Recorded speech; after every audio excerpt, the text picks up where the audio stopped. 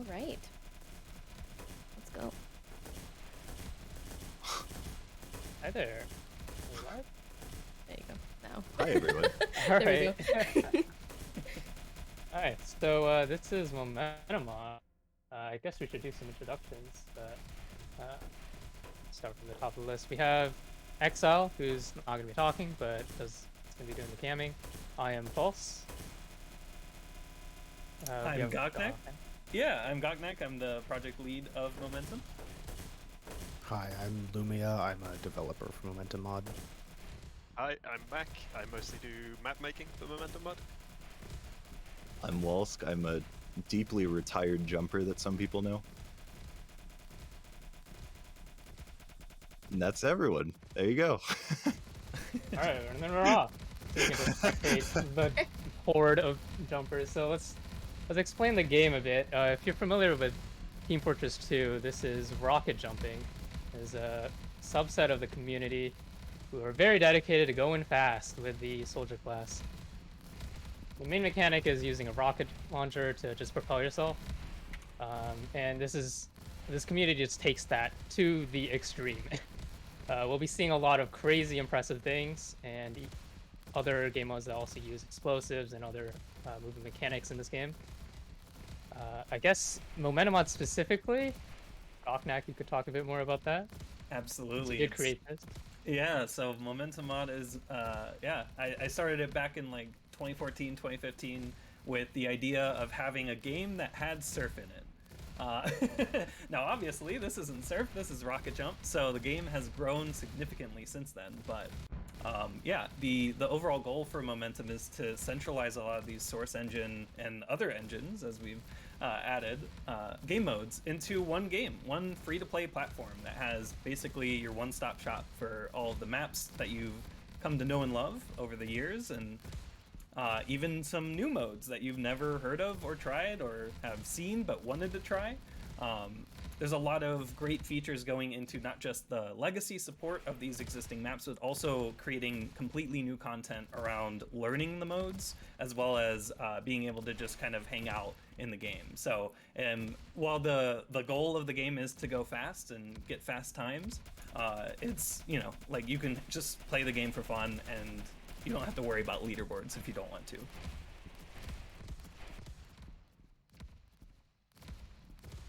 Yeah, I think someone's already done. Izzy Hoff is already done.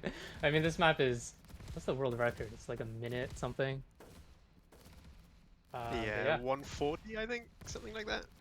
It's currently at 120. Okay, never mind. So that was super fast. But yeah. Right. We have a bunch of other maps set up. I have a pretty high estimate, just because things can happen. But yeah. Did we want to just move on to the next map? That was so fast. I guess. Sure. Yeah, alright. Next map is Ember. We have a ton of maps lined up. Might have to even add maps. People are just blazing fast. Oh, we got plenty. Yeah. We've got so much to show, alright. I won't spoil all of it yet, but I'm so excited to show it all off. This map is RJ Ember. This is actually a pretty recent map. We had a community contest or a tournament called the Tempest Cup. And this map is made by Maxi. Got to load it up.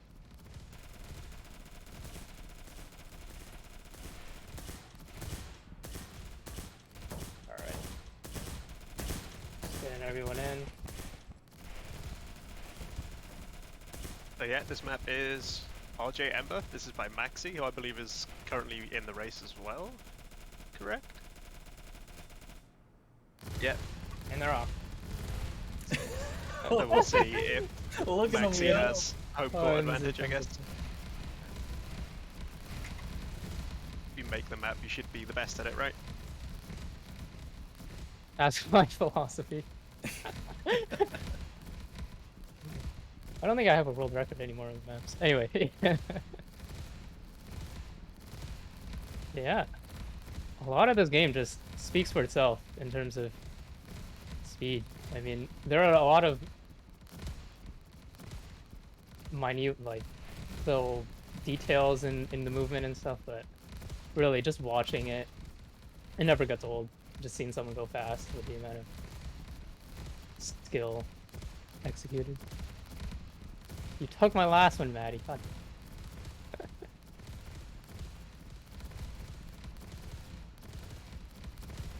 As somebody who played TF2 for many thousands of hours and learned to put up with all of its really weird oddities, it's like night and day playing something like Momentum Mod. Not to advertise or anything, but I do have a little bit of an interest in the game. Not biased at all. No, not at all. Because yeah, we can talk a bit about how the game itself is positioning itself to be more of a single player focused experience. While we're in a lobby and you can see everyone here as we're spectating, the multiplayer in the game is fully optional. So with the philosophy of that, right, you don't have to play with other people if you don't want to, but also we're focusing more on the idea of the game being like zero ping, like theoretically, because you're not on a gameplay, like you're not on a server that's emulating all of your gameplay. You're on just your own local version of the game, and everyone else's like rockets and position is just getting networked to you as it happens. So while it's not synchronized, which means we can't support things like combat modes or co-op modes where you have to use like each other's rockets or something like that, we can instead focus on the speedrunning modes and offer, you know, still that community level or that level of community where you can still enjoy playing maps with others. Yeah.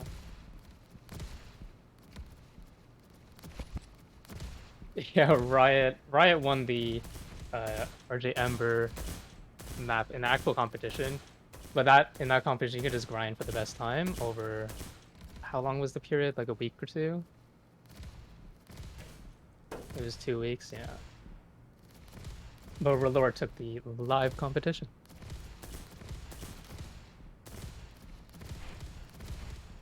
To the third map then?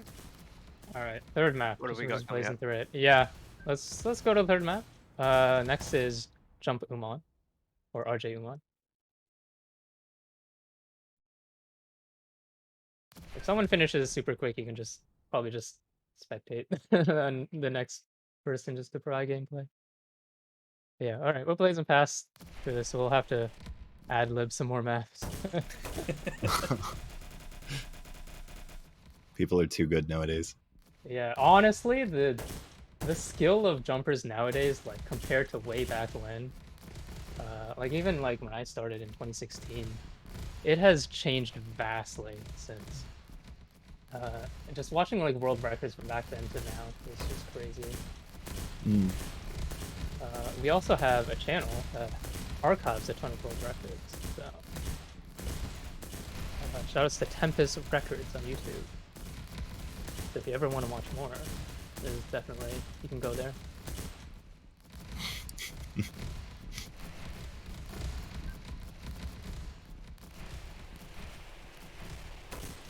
Alright, and they're off. So this is a bit of a longer map. This is a tier 5. We have a tiering rank.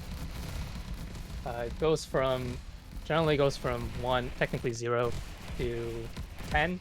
That's our current revamped system. It used to just go to 6. But as people got better, maps got harder, and maps got way too hard to be accommodated by just 6 tiers. And so we've been expanding it. 10 is just like ridiculous difficulty. And 0 technically is... I'd say that most people who are good can do tier 4s. I'd consider somebody Yeah. that can finish a tier 4, so 4 out of 10 to be quite good. Yeah. And then anything above that is just ridiculous, and people spend so much time practicing to get at that level. And yeah, this is a 5, so yeah, this would probably be Yeah. considered quite a hard map. But we'll see, people just fly through it again. Yeah, there's a vast like range and skill in jump, which is sort of crazy. Like when I beat my first tier 5, I think I've been jumping for several years at least. Soldier tier 5 at least, so that just puts it in perspective like the amount of commitment some people have to getting good at the game. Yeah, I think I spent like a grand total of around 4,000 hours in TF2 and never did anything above a tier 5. I never really played competitively, Yeah. but still, the skill ceiling on these kinds of games is basically infinite. Yeah. Yeah, very similar to rhythm games, difficulty scales. Yeah, I see some Um, people asking in the chat, like, does this game have surf and b-hop and what other kinds of modes? And yeah, I think Momentum mod, we have a whole lot of modes from a whole bunch of different, mostly Source Engine games. But yeah, like Gocnak said, it originally started as a surf game and kind of grew from there. And now we're home to a lot of different really cool things, and we're gonna get to see a lot of those today. Oh yeah. Yeah, there's one in particular, one that was blowing my mind when we were testing it. So you could look out for that. yeah. Yeah, and we also do have a dedicated surf and b-hop segment, so if you're more familiar with that, that is happening tomorrow. at Same around, time tomorrow, I think, right? 7 p.m. EST, I think, something like Yeah, 7:30. Yeah. 7:30, yeah. Yeah, that's going to be super exciting to watch as well. And we don't just have Jump in this segment, we're also going to have some other Momentum mod treats that we've added somewhat recently, not super recently, but all very exciting. Are there any original modes? Not really. A lot of these come from existing either source games or communities. But for example, something like AHOP, which is coming up pretty soon at this rate. AHOP only exists in like Half-Life 2 and Portal, and you can really only use that for speedrunning those games. And so, right, like those kind of modes where we're kind of adopting or adding a platform for something that just doesn't really exist outside of like the game it comes from. I wouldn't say we invent it, but it's like we're inventing a new platform for them to for it to flourish. So you're gonna see some like original maps being made for these modes that would not have exist if Momentum didn't come along, basically. It's been so cool to see games that basically had dead platforms or just not really any type of good way of fostering a community come together and basically create this whole new community, like Rocket mode. Jump. No, I'm just kidding. Well, at this rate, I mean. No, like Defrag and Conk in particular, which you're also going to be seeing today. In particular, they are the older, kind of the grandfather modes that I'm really pumped to support. Yeah, Conk especially. I mean, Defrag still has, they've still got their sort of tournaments and stuff going on, but my understanding is that the Conk community was down to like less than a dozen people or something like that, and it's really blown up. Lots of people are being exposed to these really cool new modes that they would have never heard of before. You know, we've got people coming in from like Counter-Strike, Surf, and B-Hop. They've never heard of Defrag or Rocket Jump, and it's just really great to see sort of the cross-pollination of skill sets and new ideas coming from like totally different speedrunning cultures. Okay, Izzy Hop won this map, I believe. Oh yeah, right. Izzy He's Hop finished as well. Izzy Hop got a 436, which is like a second place on the current leaderboard. in Momentum, we just added this map, so. I guess we could talk a bit about leaderboards while we're going to the next, or are we waiting a bit before going? I mean, might as we well. could just go to home if we want. Yeah, so RJ Home is the next map. Yeah, home. Maybe we should have banned Izzy Hop. He's too fast. We don't have enough content. He's gonna play through the whole entire playlist. Yeah, so somebody asked, are B-Hop and Surf from Source or Gold Source? Both of those, you can actually trace them all the way back to Quake in 1996, but the versions that we're basing off of are from Counter-Strike Source and CSGO. I'm not sure which one is which. I think B-Hop is based off CSGO and Surf is CSS, I think. But we've made some changes to both of those, but...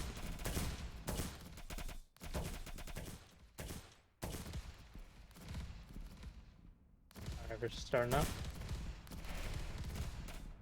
Doing the countdown. And they're off. This is a classic map by Situde. It's a pretty long-standing... Yeah, if you've played jump maps in like 2012 or something, you'll probably remember the look of this map. Situde is like the master of making fun, like medium difficulty maps. Yeah, Really... nice beginner maps that a lot of Yeah. people are familiar with and like sort of remember jump on like lots of Situde maps and you know the old classic maps. But it's pretty crazy because despite how old this map is, it actually got a really good world record quite recently by I think we had Vercello and Izzy Hawk having like 2 really good times on this. Oh my Vercello god, was because it's jumping. client-based, the buttons actually make sense. Yes, So yes. you'll see somebody just go straight through a wall in a second. That's because, yeah, the client is watching like a local run, and these are just ghosts, so they have no impact on your version of the map. So when they shoot the button to open the door, it doesn't actually open and spectate, because, yeah, they're not really in your game. So it looks a bit weird sometimes, but... We definitely are looking into trying to synchronize that a bit with like just keeping track of entity state and then networking that as people are like shooting buttons and stuff. So that way when you go into spec for that person, it shows their version of the entity, and then when you leave spec, it goes back to your version. So we're gonna look into like doing a system like that in the future. But yeah, for right now, it's they're gonna clip through like spooky ghosts through the wall. Yeah, just for context, playing on a multiplayer server and having a ton of people shooting buttons all trying to get through the same thing at the same time was basically the worst. Oh yeah. It also leads to a lot of people cheating world record times by having their friends shoot buttons Yeah. for them and open doors and things, so it's not great.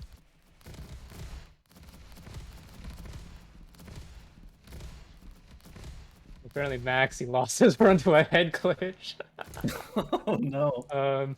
I think I know which one he's talking about. Head glitch being a little bug where you can basically push your hitbox over a ceiling and hit a trigger on the other side and teleport from that. There's a lot of lingo in Jump. There's not a lot of time to explain everything, but yeah. Do we have any just straight up showcases where we can maybe talk about things a bit more, or is it mostly just busy races? I mean, we can honestly take some time to explain because we've Yeah. got some extra time in Exile's cannons. It's very Yeah, familiar let's with start with Jump, the so- simple stuff. So yeah, TF2 has a funky mechanic where if you're crouching, you take more knockback from your own explosives. So every time someone's performing a rocket jump here, they're basically crouching and then remaining crouched while they're in the air to shoot off walls and stuff, and you'll get a much bigger boost. And that's basically the general gist of how you move around maps with your rockets. Because it's a Source Engine game, the main sort of mechanic that all of these game modes in Momentum Mod share is air strafing, right? Which is how you move while you're airborne. You can hold either the left or right movement keys and then turn your mouse in the same direction, and it will let you turn while you're airborne. So you can see people sort of wiggling around when they're mid-jump.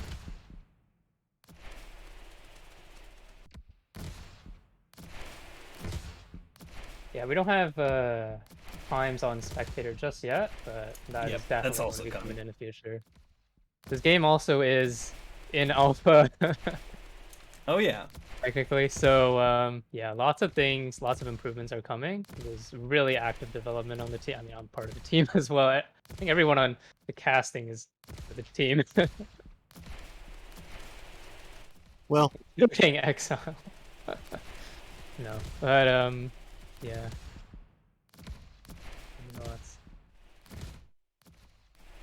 Oh, Izzy got a 3-minute. Just really, really solid. I think that's better than any time I've ever gotten on this map. I've been playing this for a while. So do you want to explain some of the more complex things that you'll see a lot, like sinks and speed shots and... The next map is a good example of that. There's a lot of wacky things coming up on the next map, yeah. Are we just doing the final course, I guess? Is Yeah, that the well, plan? Or we can do the full map if we've got time. Depends how we're feeling. how are people feeling? All right, just C4.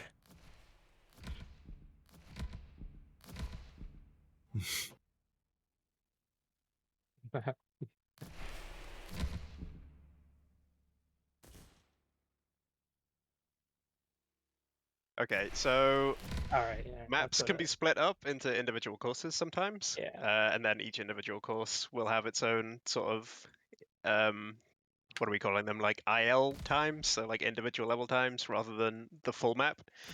Yeah. But people will still speedrun the full map as well. So we're just currently playing the final and hardest course of this map for this race. This is a tier 6. Yes. So Yeah, yeah, the that's last 6 out jump- of 10 on the scale. It's quite a hard map. You'll start to see the extent of what you can sort of do. Or it's just a teaser of like the really high end of some of soldier jumping or rocket jumping. Let me do the countdown. In a 10-tier scale, where would you guys put this map?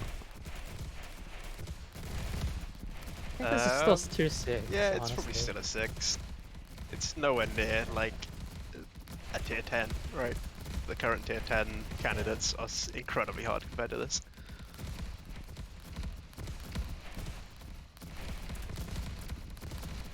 Alright. Definitely the people to watch are Haas and Izzy Hop. Yeah, you can also explain the different rocket launchers. Oh yeah. So some people do prefer to jump. If you didn't know, there are multiple different rock launchers in Team Fortress 2, and some particular rock launchers have particular quirks about them in terms of their firing angles. So because of their V models, Valve decided that they needed, in order to look right, rockets had to fire in different places. So most rocket launchers have a 12-unit offset to the right or left if you're using mirrored view models, but like one person uses mirrored view models in the whole community. Yeah, stock uses 12 units offset. Original uses 0 unit offset, so it's directly in the center, directly on your crosshair. And Cow Mangler, which we added in Momentum mod, and it's a very sort of niche rocket launcher you see in TF2. Most people consider it a bit of a gimmick, but honestly, I've been using it a lot, and it's 8 unit offset, and I think it's the sweet spot for me. But yeah, that can make a big difference because a lot of soldier jumping, rocket jumping is quite precise, and so having really accurate rocket placements is incredibly important. And when you're going really fast, that matters a lot. And so having just a bit of offset can really change up how you play and how you aim and how you react. Particularly for something called wall pogo. We'll see a little bit of wall pogo later in this map with the corner pogoing. But original, because it fires directly in the center, that simplifies wall pogoing a lot. And that's one of the big reasons why a lot of people use original or center fire. So yeah, we'll just go over a few more techniques, I guess. So Yeah. this stage that Izzy Hop's on right now ends with what we'd call a triple sync, because you're syncing up 3 rockets to get 3 times the boost off your jump. And that's the only way that you can clear this gap. I think the most rockets that anyone's designed to jump around is like a 7 rocket sync, because anything over that I think is just maximum speed that you can get, because there is actually a speed limit in This Team is wall Fortress 2. pogo. Yeah, just going really slow and crawling on the wall. This can get quite challenging at the higher ends, just the things people have done with it, but we won't get too much into it. And then this jump is the run killer, because the end of this ramp can be an absolute nightmare sometimes. So we'll see if Izzy gets destroyed by that. Oh. An important note about syncs is MMod doesn't have health in the same way that TF2 originally did. So normally you would have to worry about how much damage you take from certain things, which you'll also see from sticky jumping a bit later. Yeah, Whereas that's in this, very important it. in Shaky Jump, and has changed a lot, and has been the cause of much debate. And I think RJ, for the most part, maps are designed where that's not a problem. Yeah. These days, at Generally, if least. you die, Up your it's a maximum map health. fault. Yeah. Yeah, way give you back in the day, overkill. people wouldn't like give you health everywhere and actually design maps around having you do health pickups. Oh, we're on Riot, who's now on the second to last jump. Oh, Riot's in the lead, yeah. Riot also a very, very no. good.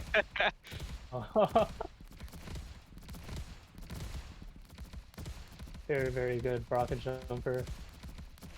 There's a ton of high tier stuff as well. There's a ton of tier 0 bonuses, which are technically impossible bonuses that he somehow manages to find a way with. Oh, he's been overtaken. Is that Oh, Vice? No, it's Vice. Izzy. Izzy's on to last. Alright, this is... So this is is it on? a quint, so a 5 rocket sink. You're firing 4 rockets while you're in the air, then using a 5th on the ground. And then you also need to fire 2 rockets upward to do a triple sink on the way back up. So there's a lot of moving parts to this one. I'm telling you. Oh. Izzy was very close. That was so This is close a lot to harder get than it that he's making quick. it look, yeah. I've spent like hours. Now it's just a race between Izzy and Riot on last, so you can hit it first. Yeah, this is incredibly precise because you have to fire a rocket. You have to pre-fire a rocket up to the top. We call it when you fire a sync rocket way before you actually use it. And timing that as well with a very good quint sync at the bottom is just really difficult. This relies on an extreme level of consistency, which is a lot of the theme of tier 6 and onward. Just having enough consistency to execute something so precise. Oh, has Relort just first tried last as he got there? Did he really? Oh, no, I think he's just stolen the lead, yep. That's unfortunate. Oh my Well, goodness. good job, From Relort. behind. Damn.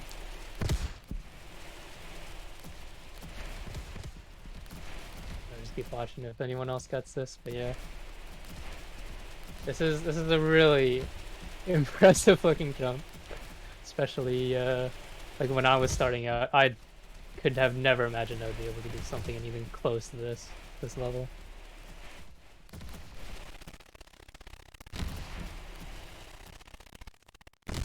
Nice cromch. No. DSP underscore off if you want to Yeah, fix you that can quick. do. Yeah, Oh, you can no. do DSP underscore off. One, I think. Yeah. That'll fix it. It's good old Source Engine 2004 audio code that's not liking the fact that we're playing 5+ whooshing noises at the same time.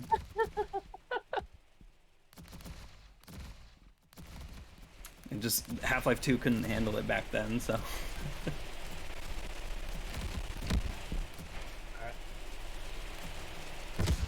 Alright. Oh. We're gonna be doing a bonus map because we have some extra time and people are so goddamn fast. We'll be moving on to a fan favorite, classic, could even say, RJ Kuna. This is by Lopez, who is well known for making bangers, consistent bangers, every single time. So this is a tier 4. Yeah, we should be seeing a quick time here. It's quite a short map. Tier 4, people are pretty consistent at beating tier 4s relatively quickly, so this is going to be a short one. This is like a 1 minute 20 map, but just a little bit of a fun one. We could do elephant, honestly, if you have. It's currently broken, right? Is it broken? Oh. It has no The teleports. teleport triggers, yeah. Yeah. Right, I haven't Oh, checked that. 10 Alright. fix them. I think everyone's alright.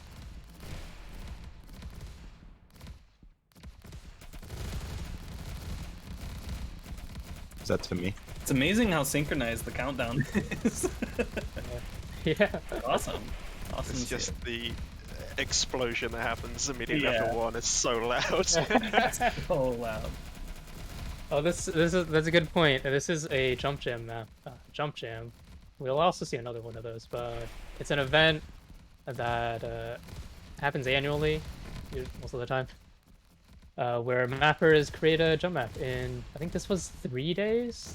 This one, the jump jams we have now are 10 days, just to give people a bit more time. But Yeah, there used to be like 72 hours, and Yeah. the quality is not great. You've Oh, only got yeah. 72 hours to make a level, Yeah. so you know, it's for the best that we've got a bit of a longer time now. yeah, so honestly, like, so many good maps come out of the jams. It's really good. It's really great to see such an influx of content, honestly, and also a showcase of like mapping talent, things people can put out in such short amount of time.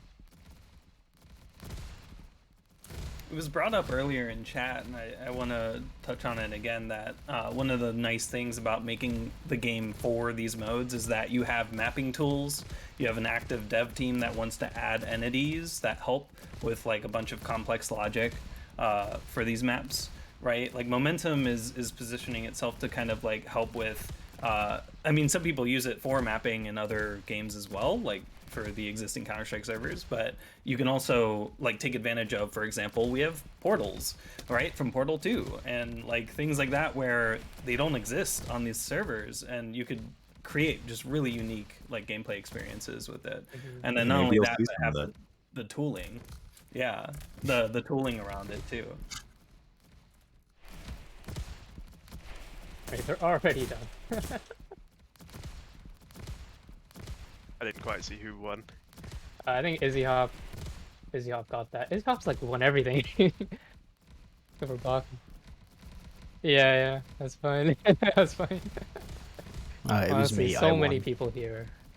So many people here are just so good at rocket jumping in general. You can honestly watch anyone, and it's still impressive.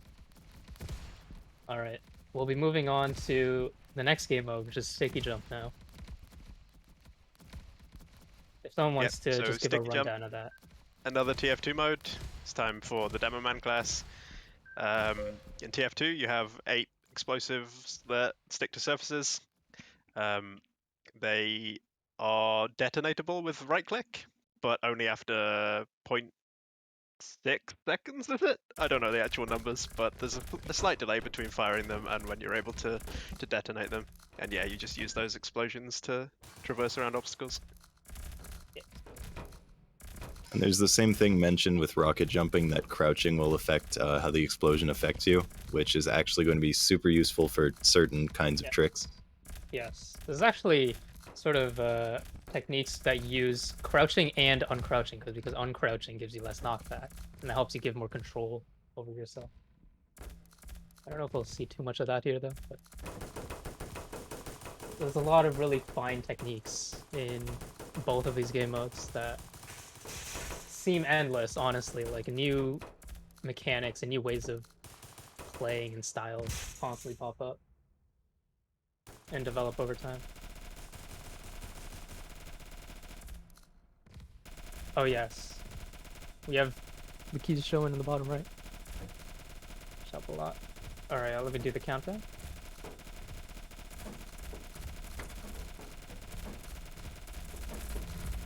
So Soup.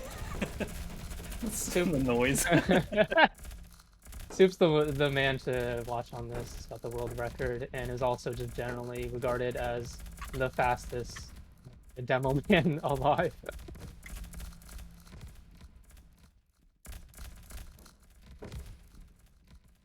It's been pretty crazy how consistent Soup can be on a lot of maps, especially older maps that have had a lot of competition.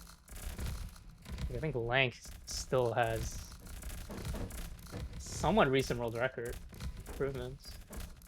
Soup and Cater, another jumper. I don't think he's in here right now, but they traded this map for quite a while and brought the time down to unbelievable lengths. I think Vice is in the lead currently. Is he?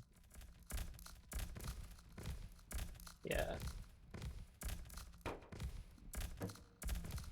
Yeah, Soup making quite a costly mistake near the start. It's Ooh. allowed someone else to take the early lead. And yeah, a lot of these players, like we said earlier, are very good. It's highly unlikely that Yeah. we'll see any more big mistakes from now on, so I'm not sure if Soup will have the time to catch up. Oof. Saying that. The classic.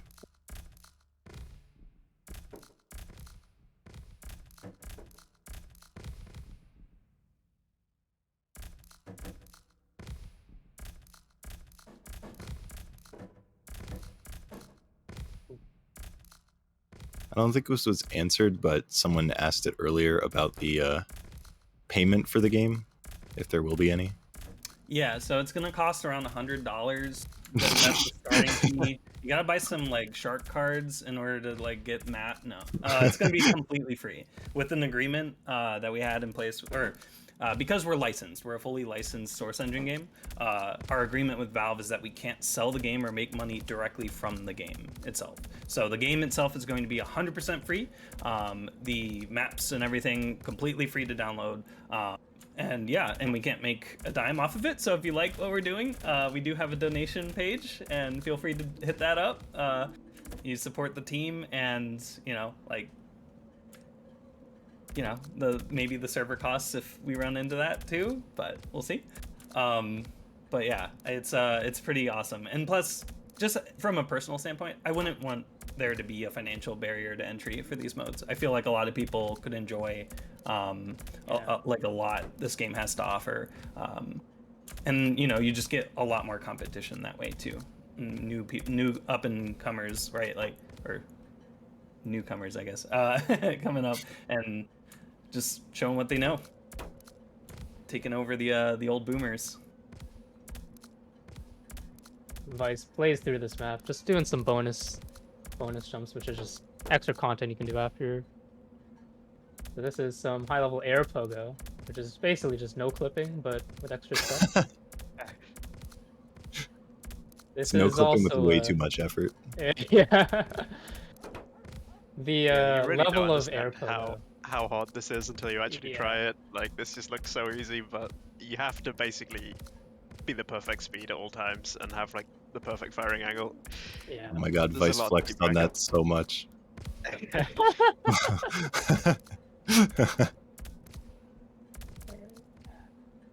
Yeah, I think somebody asked in chat if we've ever considered putting the game on a different engine, and while it's maybe possible to get the same sort of feel and gameplay from something like Unreal, there's literally tens of thousands of maps across all these different game modes, and they would all have to be ported for Momentum Mod to work.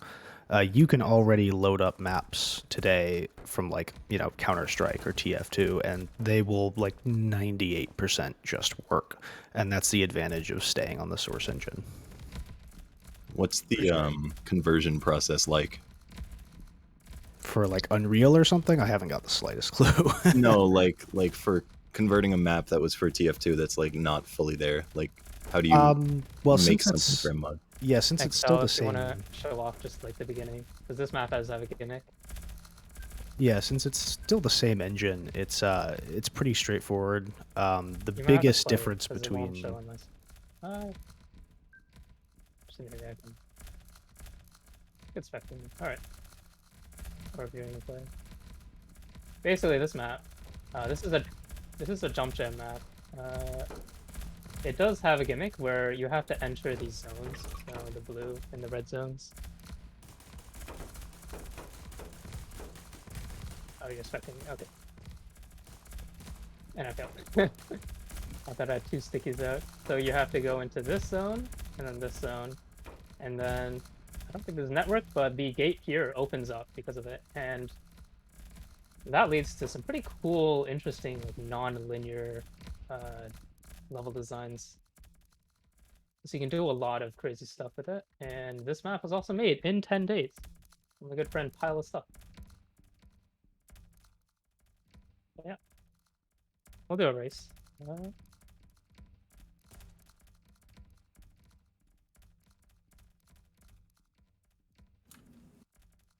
Yeah, it's amazing to see just like how good maps have gotten, even just recently. Like all these mapping competitions are just like we want to do mapping competitions as well in the future, when the game's fully public, right? And you know, it's amazing to celebrate like the talent that goes into some of these maps. Yeah. The cool thing I'm with not sure Momentum how is, many people will have played this map because it is reasonably new, and I'm not sure if it's actually on servers yet. Do you know if it is? No, No. it's So not on. yeah, we might be seeing a couple people get lost here because seeing this map for the first time might be a bit awkward. But fingers crossed That's it will go fine. smoothly. That's part of the fun of it.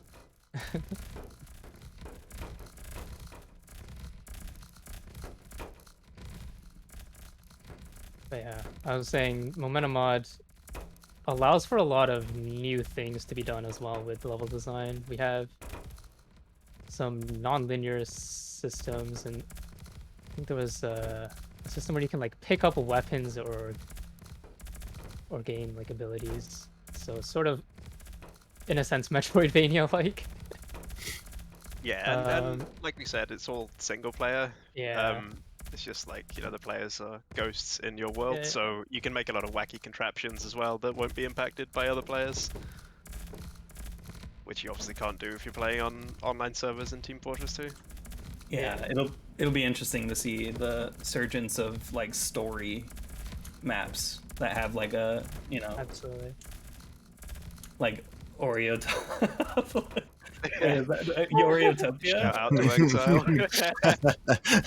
Oreotopolis. Oreotopolis. Okay, that's Does that crash in Momentum Market? it might.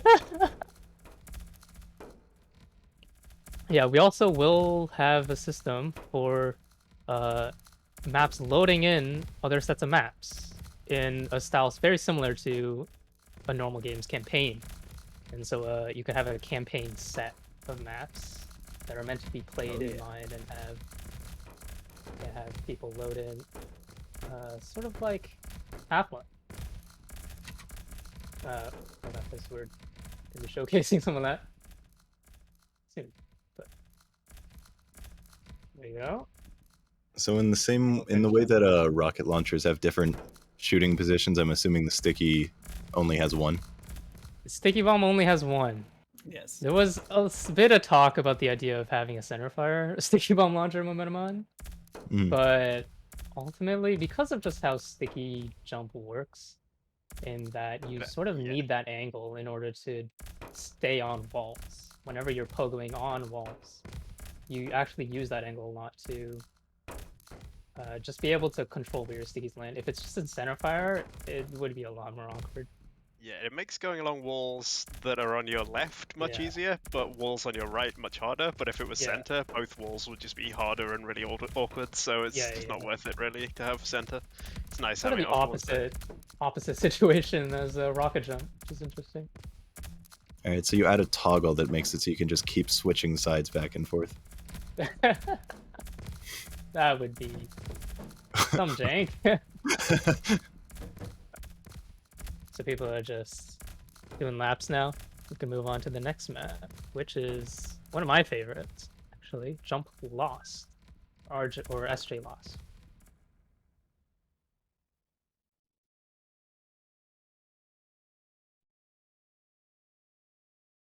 Hop over. Who is this map actually by? A good map for Katzen. Yeah, some of my favorite maps. Another good one is Artificial. Yeah, Artificial is probably my favorite Demo Man map. Yeah. Super, super clean, super solid maps. Really fun to play and speedrun. Honestly, there's very little bad you can say about Katzen maps. They're just so good overall. Sort of like, to me, they're sort of like the Lopez of the sticky jumping scene. Alright. Yeah, I think this map can be played as both classes, actually. Rocket and sticky jump. Yeah, I'm not sure we've added the entities to do that in Momentum Mod yet, but in TF2 it's definitely for both, yeah. Yeah. There are some maps that do accommodate for both. I've made a few. But in Momentum Mod, they'll be separate maps, I think. It'll be separate leaderboards. Or leaderboards, yes. Yep. You don't have to download the same one twice. We could even add entities that allow you to a mapper to look at what the current game mode is and have different routes for different modes as well. So that could allow like unique routes that only work for Conk or for, you know, like if you do a multi-mode map. And then I do want to touch on, so this is named Momentum Mod because we actually started off as a source mod, but as the game grew, we're not really a mod anymore. We're actually a standalone game, but we kept the name because it just, you know, it reminds us of our roots of the source mod days. And so search engine optimization. yeah, yep, and yeah, when you search just Momentum on Google, we're like not even on the first page. So you have to search Momentum Mod for all of the results basically. So but it is important to note that it does have mod in the name, but it's a full game. It's gonna be fully free to play. You don't need any base game to play it.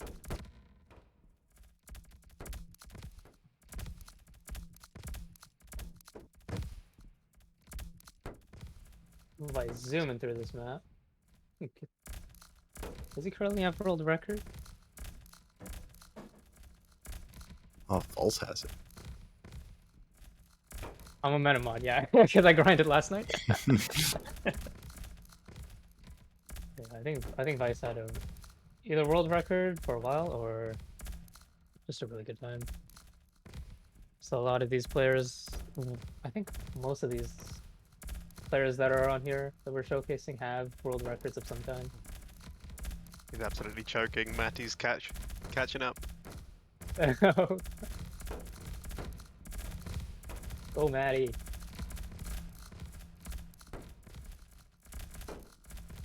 I'm assuming once Momentum Mod is fully live, records done in TF2 are going to be not necessarily comparable.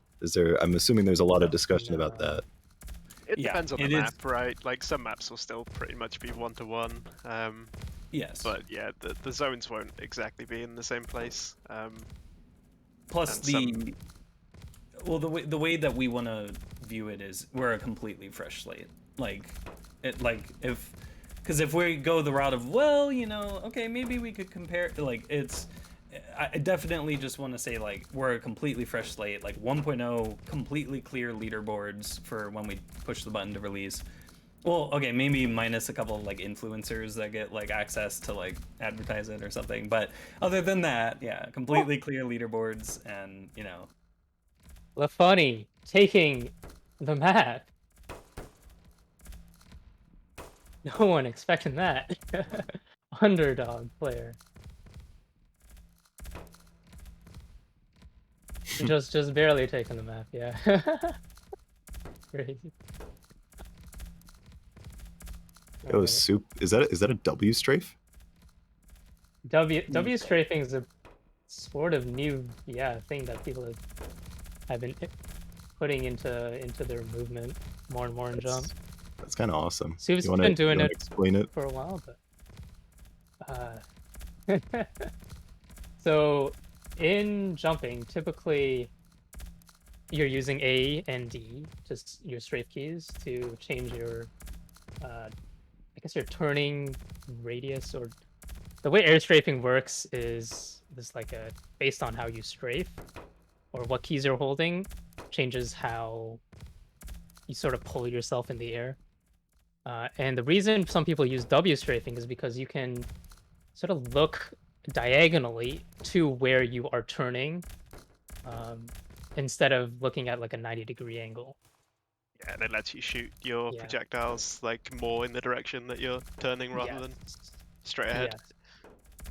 And the reason that is important is because you can then shoot your sticky bomb at a quicker, or you can shoot it earlier in your turn, And that type of optimization can honestly help a lot in some jumps. In most cases, it's not necessary, but at the very high end now, people are seeing the use of it in its time save.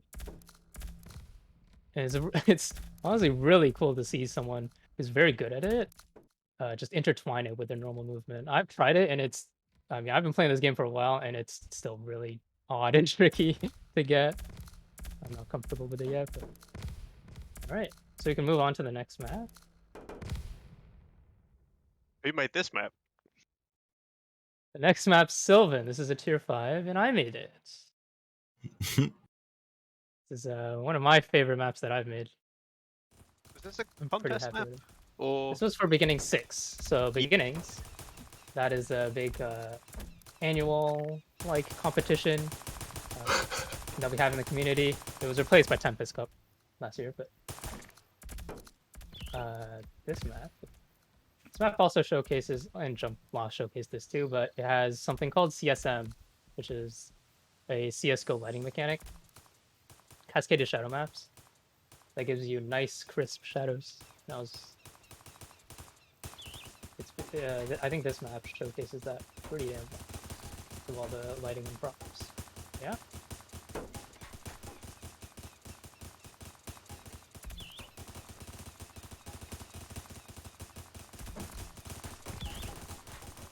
Getting everyone ready? In the Beginnings race, I think Soup and Cater.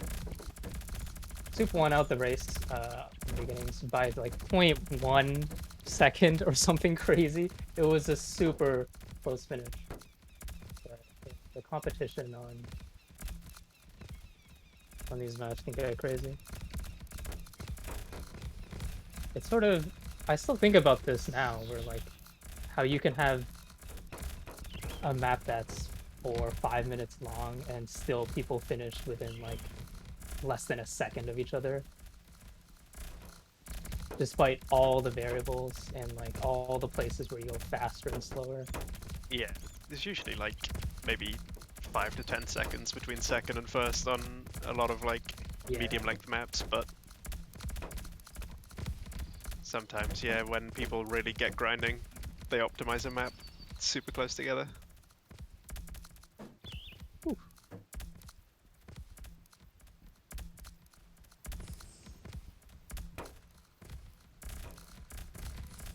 Do the built-in timers still work on these maps? 'Cause I know some Yes. people have implemented them. I like to keep the built-in timers because I think they look nice and also sort of help you strat out the map. Mm. Usually we remove them because there's an old timer coined a Drexen's timer, which Drexen took from the Valve documentation. But we call it the Drexen timer, and it's quite expensive though to have in a map. This is using a different system that Pants made, an old community member who used to do a ton of super creative work and entity work, sort of like the Gorge before Gorge's time, I guess, in mapping. And I use the texture, and I think it looks nice. That's why I kept it. Yeah. Seems blazing through this map. Holy, oh, You've if jinxed that it again. worked. If that worked. There's a lot of cool, funny things called roller strats where you bounce sticky bombs off walls. And the bouncing, it's not RNG in Momentum Mod, but it is very unpredictable. Oh yeah, you know how they're called sticky bombs, and then sometimes they don't stick. That's just like mapper-placed walls. You can decide that you don't want them to be sticky to force people to do air pogo, which is, you know, using stickies in the air to keep yourself off the floor. Yeah. Yeah, so the tricky thing when you're designing either rocket jump or sticky jump maps is just having a theme that makes it clear which walls you can shoot, which walls you can't, which floors you can touch, which walls are sticky, things like that. You have to really think about and make sure consistent throughout the entire map. which makes it quite hard to actually make maps look pretty. And I think False has done a really good job on this map of still keeping things looking really nice while also being very clear that you can shoot certain walls and you can land in certain areas. Holy nuke. Yeah.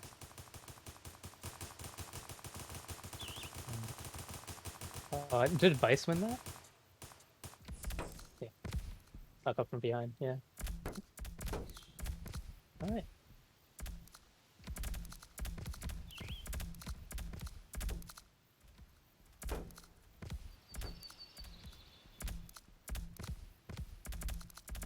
Uh-oh, we've got wacky map coming up next. Alright. This is a Momentum Mod exclusive map made by my girlfriend Bray. She did a fantastic job using this mechanic called portals. It's portals from Portal. This map is what The was game. blowing my mind. It's insane. Yeah. All right. If someone wants to, I guess I can show this off with Exile if you want to hand me just for a bit. We'll have a race on this.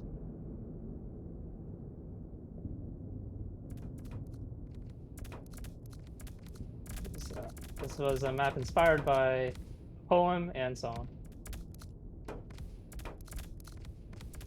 But the crazy thing is that this is non-Euclidean. And so if you look at this jump, it's just a mind bender. Oh, an edge bug. Edge bug too, yeah. You go up and then you're falling. You want to explain edge bugs? Not that it's super relevant, but just for the sake of explaining. We could if someone wants to take that. All right, we'll just race because I can't play very well right now. Yeah, an edge bug is basically where you land on the very last, like, half a unit of a brush, and the game thinks you're grounded, but it doesn't technically ground you, so you don't lose all your speed, and you just kind of slide off. You can also ignore triggers like teleports and stuff that are on the edge of brushes if they're thin enough.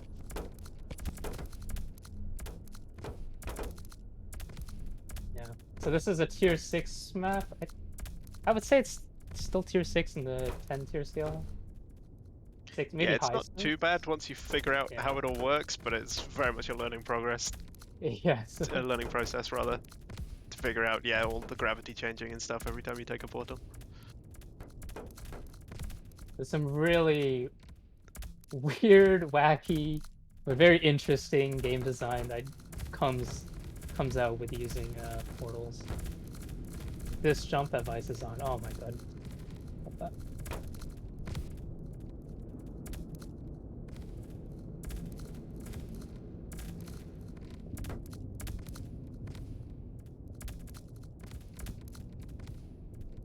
And also just the air pogo in this map in general, like even without the whole portal gimmick, is just really tricky. So it's not an easy map by any means, despite the record being a mere 1 minute 36 right now.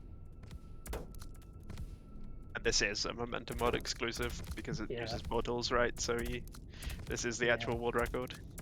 You cannot port this to Team Fortress 2. This is proprietary. Well, they're updating TF2 now, so maybe they'll add. Just kidding.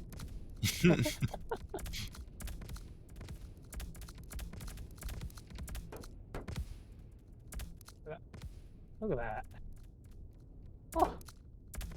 There's a ton of unexplored or unutilized like speed mechanics that are also, I mean, they're quite tricky to pull off given the nature of this map, but I'm really excited to see the future of runs on this map and how far people can really push it. Because you can chain a ton of things together using the portals. That's my favorite part about this map. I just really love seeing people go through a portal and just not knowing which direction it's going to spin the first time. Yeah.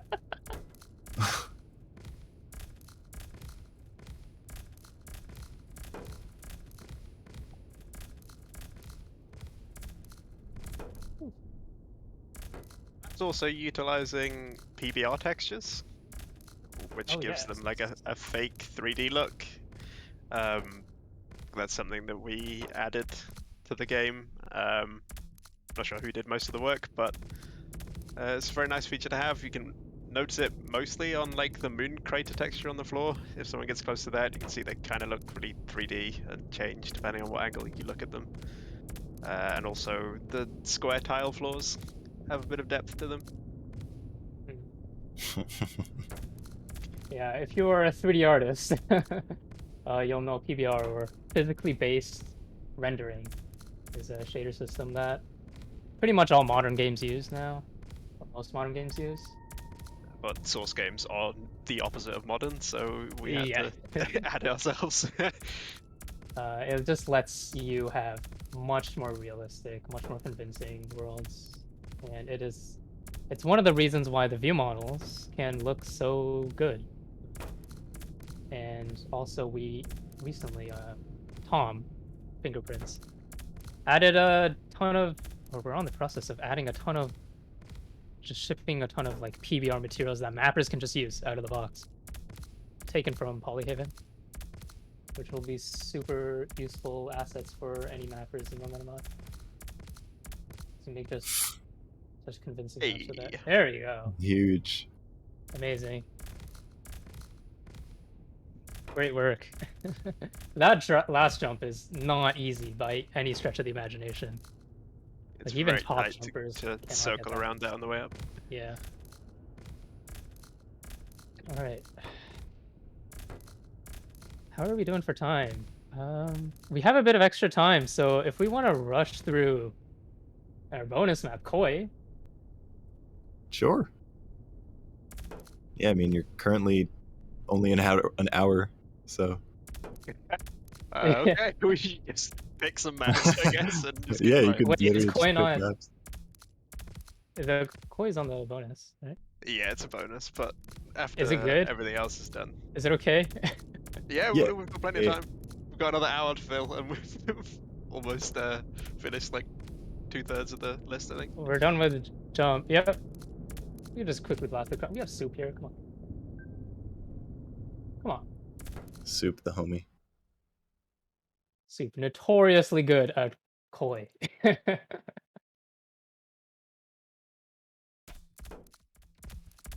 I think Soup's record in Momentum Mod is better than the Tempest record, if I'm remembering right.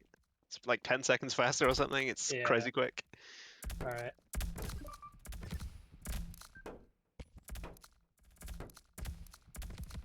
In here. Making sure everyone's on this. Okay.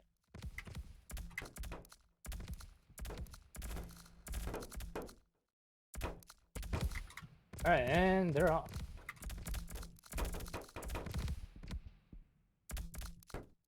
Yeah, this is one of the classic maps, people would say. Like, when you think of a classic, this is a classic. Classics all have mazes, by the way. That's everyone's Yes. favorite part of maps, is the maze that you have to memorize and just do a couple times.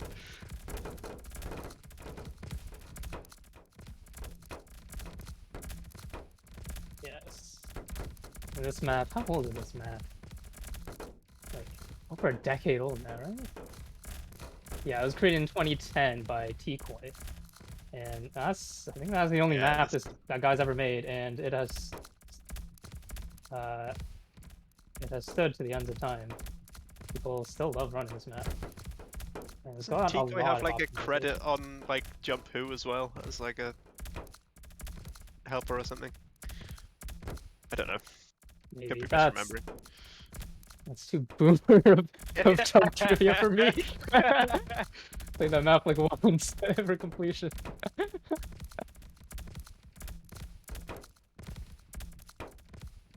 Yeah. This map has so many opportunities for just micro optimizations, which makes it quite difficult to run like super optimally, but people manage. It's so impressive.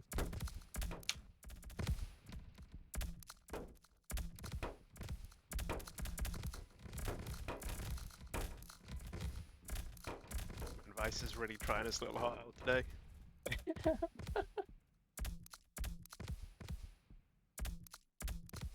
Yeah, I mean, I wouldn't count anyone out of this race, honestly. Everyone is just so high skilled.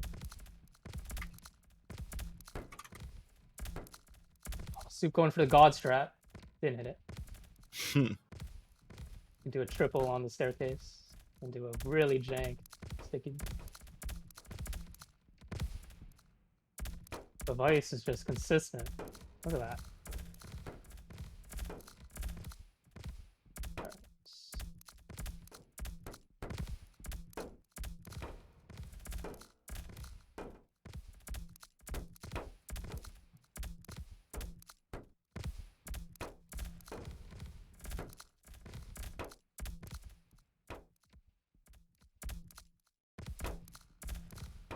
But yeah, I like maps that look like this, you know, just really simple detailing. It's really obvious where you need to go.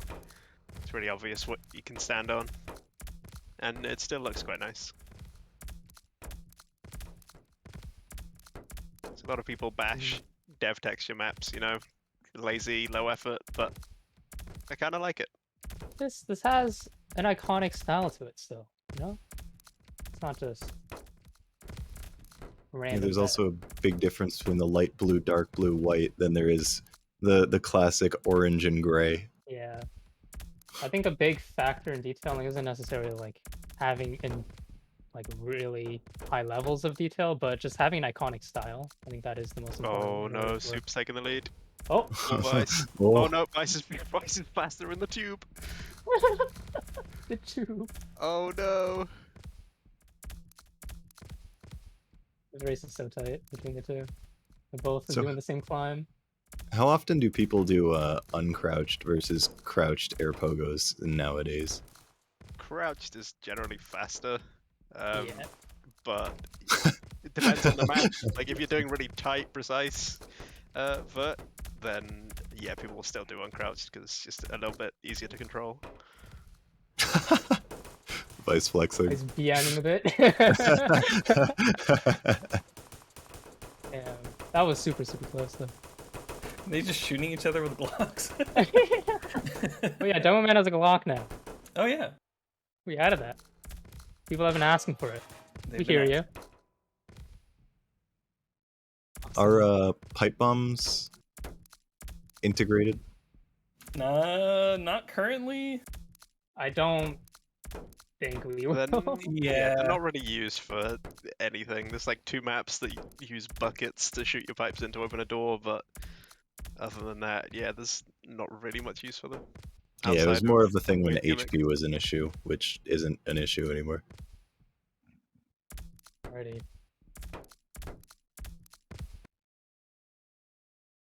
Okay, so Em just telling me I want to do XBR first.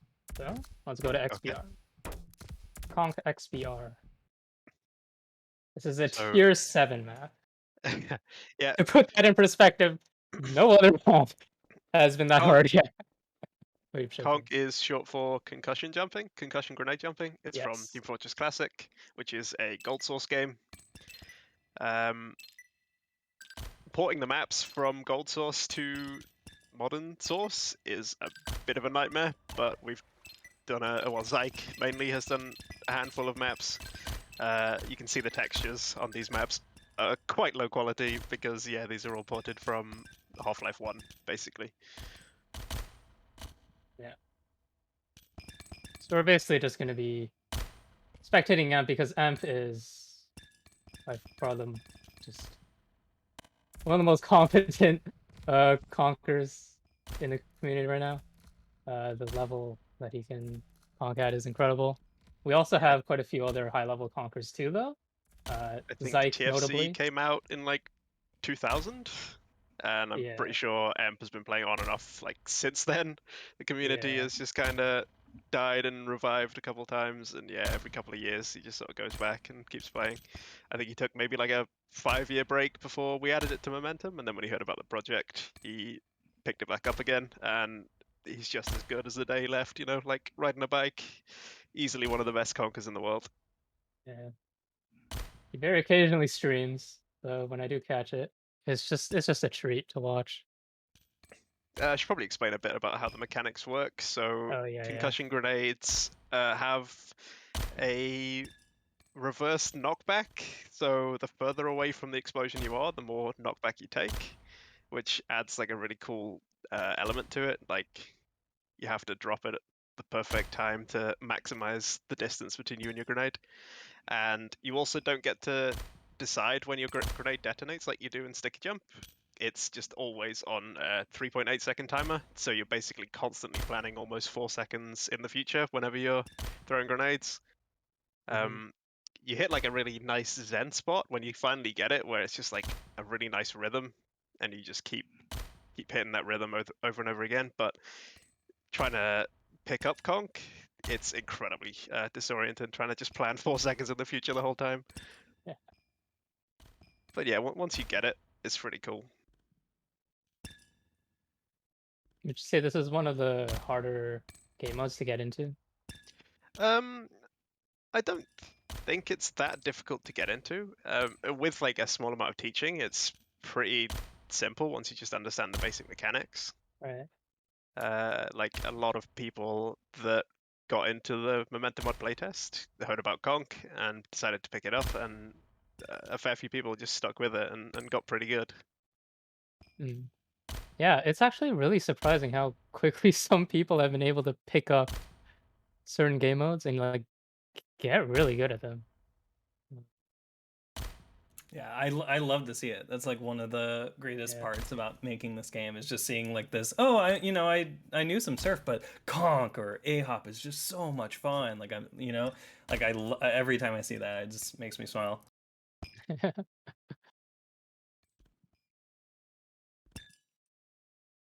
Also, when you're actually playing Conk in first person, it's not in spec currently, but your grenades beep 4 times, and then on the 4th beep, they explode. So it's like a beep every second, and that just helps with timing. Yeah, we got some features to get in place, but that will be in the future as well. Obviously, we don't want to beep it for everyone because, yeah, that'd be really mind numbing. So we're gonna try to synchronize it with like when you're spectating someone, their conk beeps and stuff will also synchronize over to you. But right now they don't. It's just a to do. Dude, just doing like a single drop to like go forward a little bit is already tricky in Conk Oh yeah. Yeah. for me. And I have thousands of hours in source movement. So this just like any level of complexity at this is just crazy. Oh, Yeah, so because the never grenades run a ceases to 4 amaze me. second timer, there's like certain tricks you can do to get your grenades to explode closer together. So as you can see how he's starting this, he's bouncing it off the floor at the start so that it falls a bit later, and that allows him to arm his second grenade a lot earlier as he starts falling, so that the explosions are much closer together. Because you can only have one grenade in your hand at a time, and you can hold on to the grenade for as long as you want, but you have to release the first grenade in order to prime the second. So releasing the first one as early as possible allows you to prime your second one quicker, obviously. So doing tricks like bouncing off the start platform or throwing it sideways rather than straight down gives you more time. Conk is so incredibly impressive to watch. Yeah. Yeah, absolutely. It just feels like a joyride. I'm just here for it. It's like elegant, you know, that up and down motion. I love that. You see a lot of these funky ramps on Kong maps as well. They're pretty cool. That Like looks fun. skate park ramp. It feels like I could do that. Yeah, that is actually a really easy level in the middle of this tier 7 map, but you know, nice to have a break. But the rest of this map is crazy hard.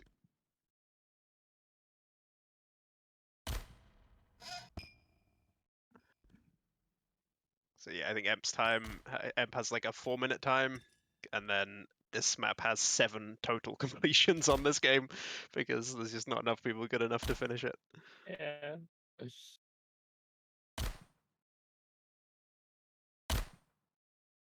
Oh boy.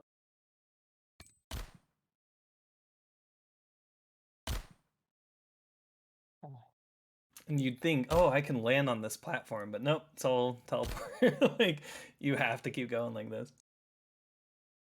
Yeah, it feels like it's gonna end, but it just doesn't end. It keeps going. You It's know what I amazing. mean? There's generally two styles of conch maps that people play. There's juggle maps, which is this kind of map where you're just constantly juggling yourself in the air with grenades and you're just basically airborne the whole time. And then there's precision maps where you're basically throwing your grenades into tubes and stuff to basically like preempt your path like 4 jumps in advance, and there's a lot of tight corridors and stuff, and your timings have to be super precise. Not many people enjoy those types of maps Oh my god. over juggle Wow. maps because Wow. yeah, absolutely slammed it. But yeah, Holy. there's a lot less like recovering in precision maps, and you know, people like a bit of lenience. It tends to be a bit more fun. You got a 6-minute 13, which would still be a first place if it Damn. weren't for his current time. Yeah. Yeah. Wow. Okay. That SG. ZSG is next. Go to that. This is another tier 7. This one has 6 completions total. So, you know, another really hard map that I'm sure Emp will absolutely slam very quickly.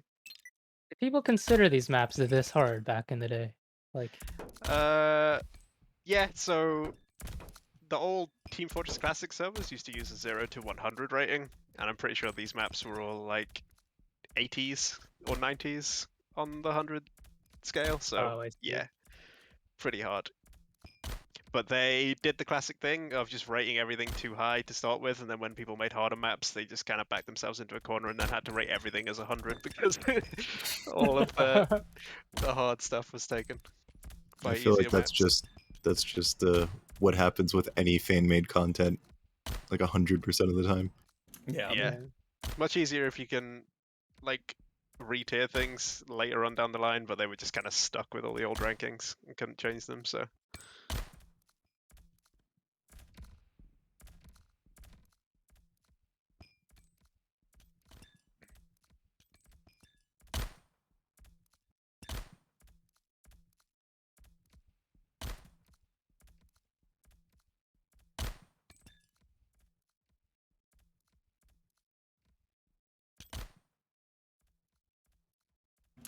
Did we ever talk about the shapes, the player models? Oh, Yeah. I guess we didn't We address did that, not. did we? Yeah. Everyone's just a shape right now. That's placeholder. Rest assured. We do have a player model. I actually created a player model, but we need some systems and stuff to be done first before it's in.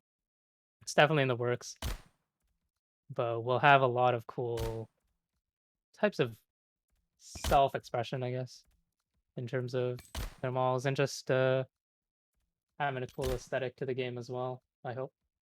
It'll be fully customizable on client side as well, so if you just want to be jumping around as the, you know, Pootis from Team Fortress 2, you can. But that will only be client side. Yeah. So touching on that, we do plan to have a full cosmetic like system. The way that it's going to work is as you get XP through just playing and beating maps and doing various challenges and dailies and stuff like that. It also translates over to a currency called units, and that can be spent in the shop. And so the reason why we're going with that is because we want you to be able to see cool items beforehand and work towards unlocking them, as opposed to just getting random or like set things every like level or something. And then no, you cannot buy the currency at all. It's all earned through in-game like action. So you just play enough and you'll get really cool shit. And you know, you can show it off in lobbies, and then what False was saying, just echoing that, you can always customize locally. You can always customize models and things locally. We'll never take that away from you. It just won't show up in lobbies.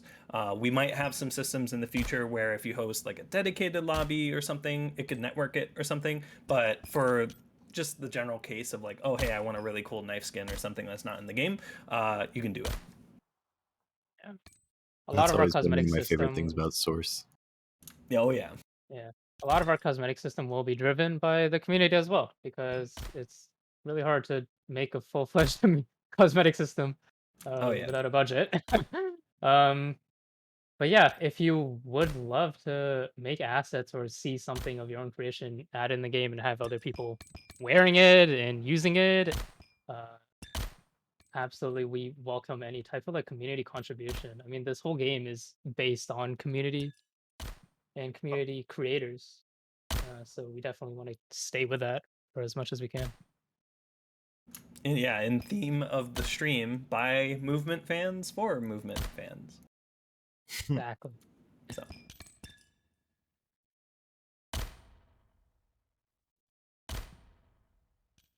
So I'm just in awe watching this. There's not really much to say. It's just so graceful and Yeah, which if people want impressive. really graceful first-person Source skill movement, there's another Momentum mod segment Oh, later yes. in the event for surfing and also b-hop. But surf is super graceful. It is gorgeous to watch. Mm. Yeah, the surf and V-hop segment tomorrow, hosted by Granis and a bunch of other great people from the community. That's going to be super, super fascinating to watch as well. High level surf is always impressive to me because I'm very bad at surf. But the things people can do there as well. We actually during the jump segment with the soldier, we had jerfing, which is supposed to be kind of like a hybrid between jump and surf, hence the name. Oh, So yeah. you might have seen a little bit of some sort of teaser for that. It doesn't work exactly the same, but it's the same concept.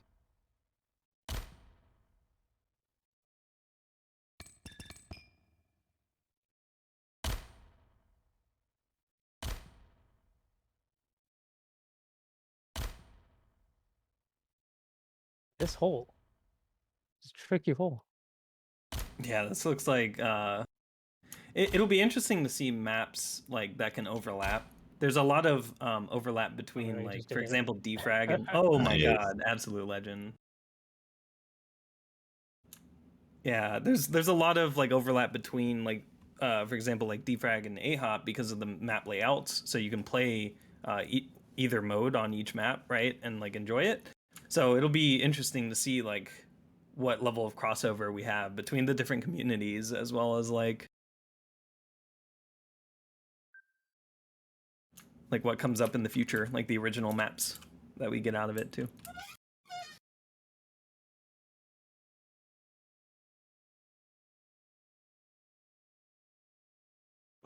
Alright, we're going to groove 4. He didn't say which Playtest. groove we're on. Groove 4, groove 4, groove 4. Have we talked about Steam playtest at all so far? Oh, we have not. That's a really good point.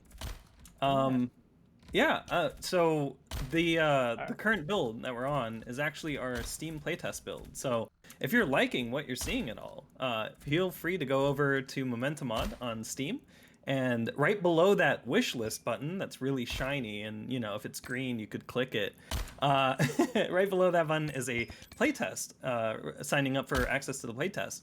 And if you want to try out this game before 1.0, if any of this is exciting to you, if you've surfed or anything and want to try out the other stuff, feel free to click that as well. We give out 50 currently 50 keys a day, but in the future with 0.10.0 and 0.11.0, just a couple of future versions from now, we're going to start doubling that. So 100 at 0.10.0 and 200 at 0.11.0.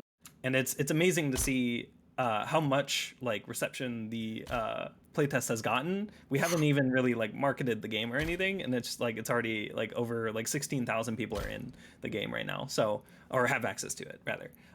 So it's amazing, and you know, if you want to check it out as well, see what everybody's playing, feel free.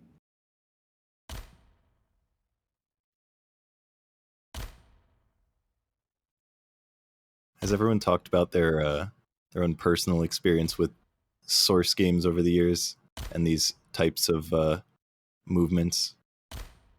Like where you got started? Great question. Yeah, we could go over that. Yeah. Yeah. I've been playing TF2 for 11 years, like on and off, mainly the jump modes. But yeah, I'm one of the old boomers that's been playing forever. When I heard about Momentum Mod, the rocket jumper was definitely my main incentive to sort of join. But then I started playing a fair bit of Conk as well. I got talking with all the old Conk guys, and they were giving me tutorials, and I just kind of fell in love with this mode as well. It's super fun. Oof. Yeah, I started out jumping, I mentioned in 2016 around when I seriously got into it, and I've been around in the community forever since then.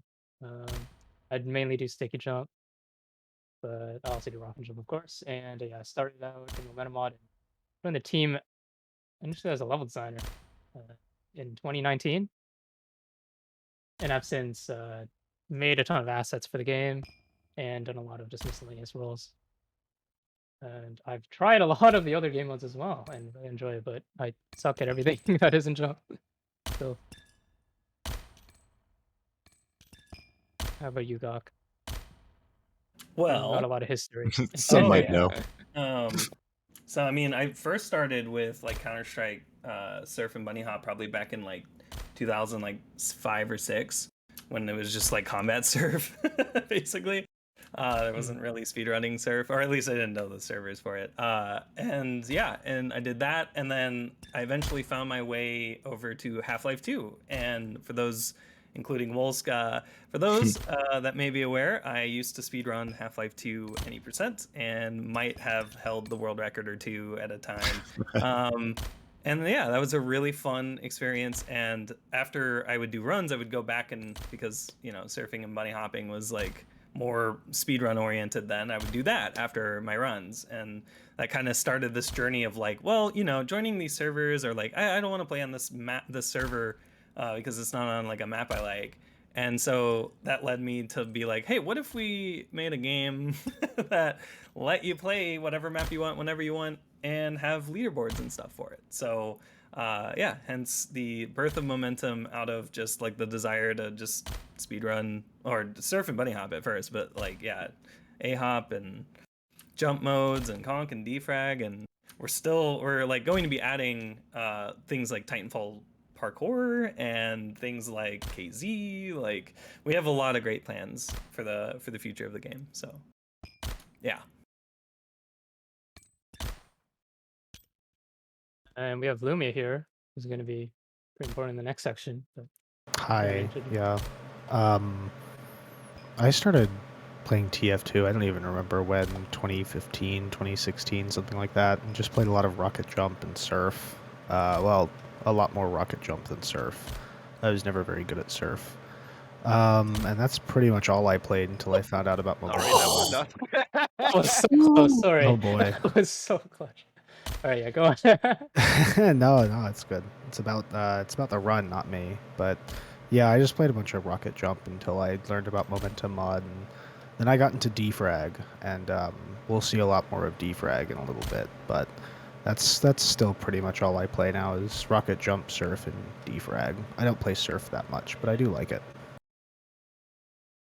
And Wolsk, I mean, you got history in this as well.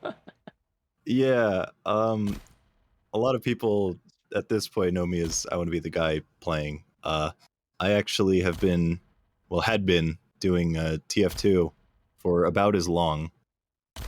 So about when I started playing I Want to Be the Guy Fangames, I had actually already been playing TF2. I first started in October 2007, which was like, or December 2007. Gosh. No, it was like right after it released. You're the oldest one here. Yeah. I started with just regular TF2. I mean, I got into video games in general basically because of Portal. Yeah. But then I discovered TF2, later found jumping, and then spent thousands of hours just jumping. So I would mostly do sticky jump at first, and then I got better at rocket jumping and preferred that. I have actually tried Conk in Team Fortress Classic for a very short period of time. It's impossible. So watching this blows my mind. Yeah. I somewhat learned the speedrun for Half-Life 2 at some point, like a third of it. I don't know if you knew that one, Cock. I did not. That's awesome though. Yeah. It's a good run nowadays. Yeah, it's a lot better now that you can skip cutscenes and everything. Oh yeah. But yeah, I basically retired in TF2 probably around like 2015, 16 maybe. And I still would like go back every once in a while just to play a bit, but I was never particularly good at it. People just knew who I was, and that was my legacy.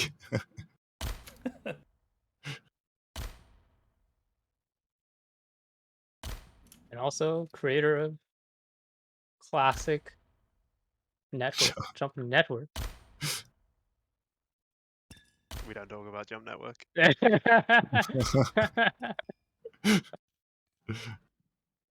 about Network we did? Oh, nice. Well done. All right. Releasing Incredible a run by review after the jump segment. I like the confident Zyke. Do we not have bonus time for Conk? Are we moving on to defrag? Yeah, we don't have bonus time. Okay, Unfortunately, we gotta go to defrag. cool. Awesome stuff by Ent though. It's always a treat to watch. Yes. All right, we're gonna go to New Charon just because we want to start off with a basic frag map first. I think that's better. 'Cause there are some mechanics and stuff going on with different map types, but yeah, we have some defraggers here. Oh, yeah, there's some spectator things.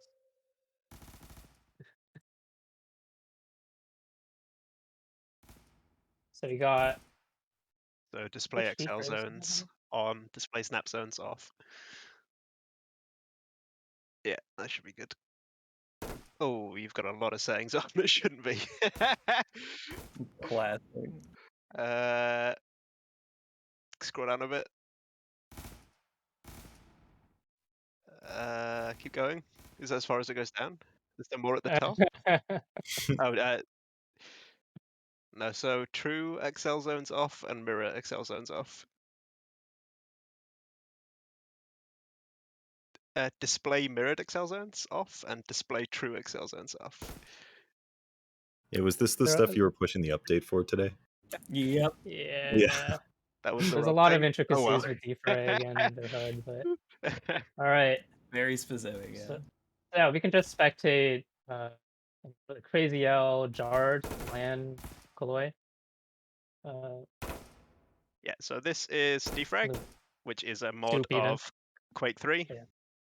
And because, you know, Source Engine basically spawned off Quake Engine, which went into Half-Life Engine and then Half-Life to Half-Life 2, we considered like Quake 3 defrag as like the cousin mode to Source, I guess, because, you know, both have the same sort of like parentage. But yeah, the way defrag works is instead of like the bunny hop where you just use A and D to turn left and right, the way you accelerate is you hold W and A or W and D and then place your mouse in the Excel zones on screen, which currently aren't shown in spec because They should be. yeah, you we've toggle got them. all the HUD settings all wrong in the person broadcasting, and I don't know if we want to just do a tech support stream to fix that, so we'll just have to leave them off for now. But yeah, there is an indicator on screen that helps new players learn where they need to look to accelerate. But yeah, if we just spec these players, we can see that, you know, they're kind of looking at a 45-degree angle either left or right and gaining a ton of speed while they're doing it. Yeah, the W strafing that was mentioned during the sticky jump segment, that's basically the entirety of defrag.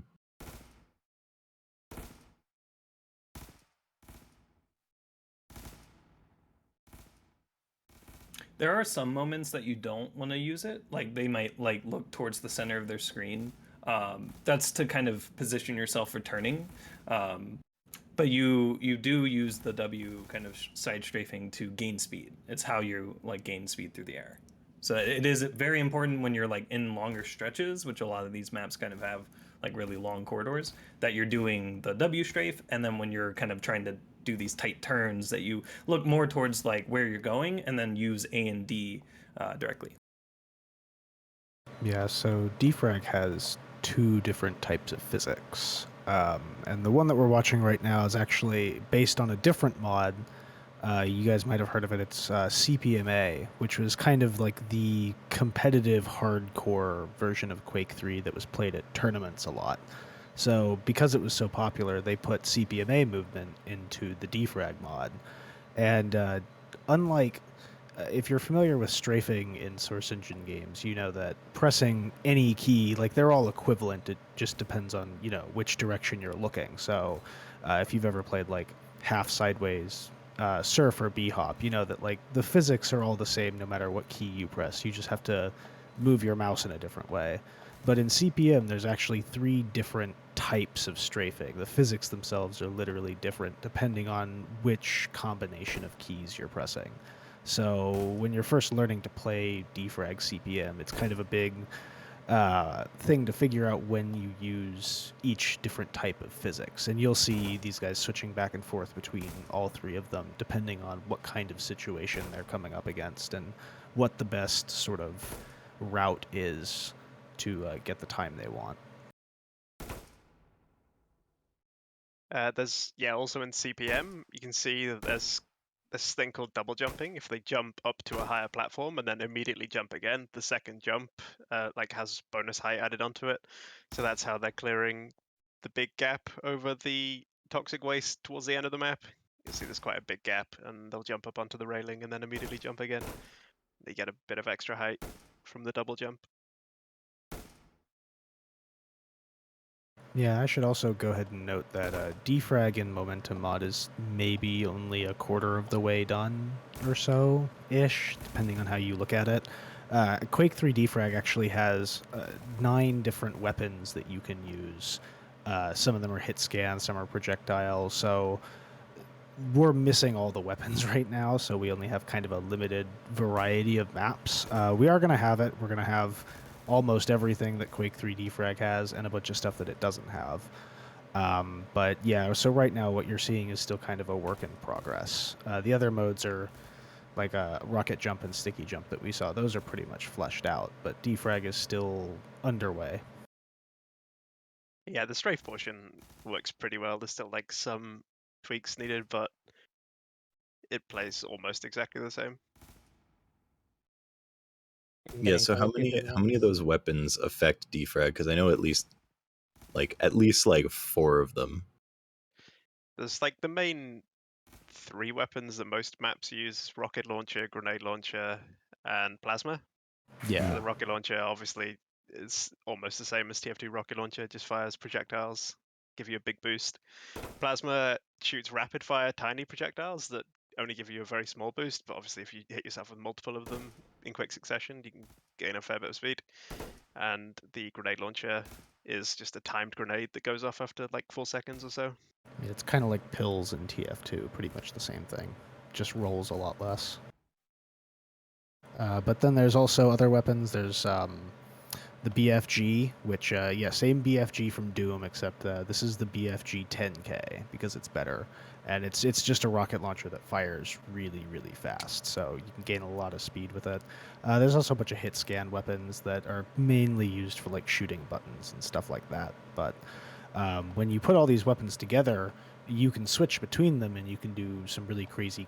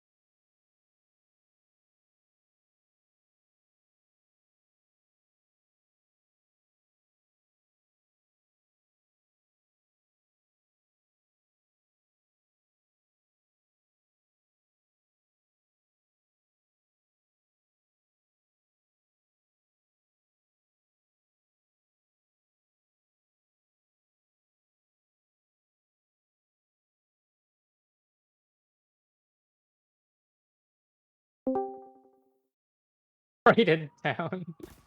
Yeah. On it. The OBS just kind of had a bit of a moment, and the PC also just kind of had a bit of a moment. So we're about back now. Okay.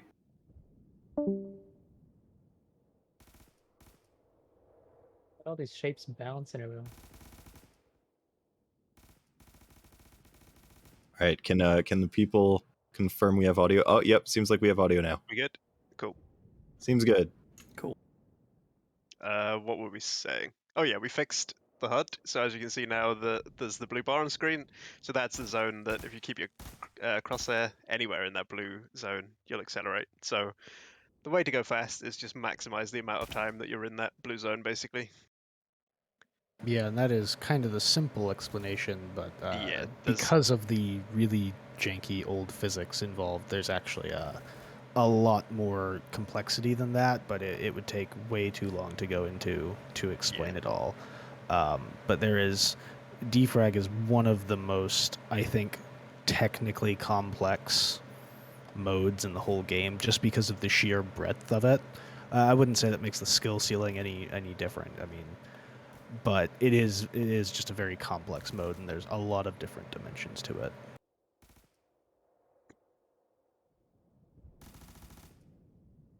By the way, while the stream had no audio, you all missed just the funniest joke in the world, so I apologize. It was maybe the funniest thing I've heard in my life. It like changed my life. That's how funny it was. But yeah, you had to be there. So you can see coming up to this corner, you can see that Al kind of hits the wall, but then doesn't slow down. That's a thing called skimming, where if you land close to a wall and then jump and hit the edge of the wall, you have like half a second or so to a quarter of a second to get around the corner before it slows you down, and it just adds like this really nice smoothness to the movement that I really like, because yeah, you don't have to be super precise with where you're landing, because you can just bump into walls occasionally and not slow down.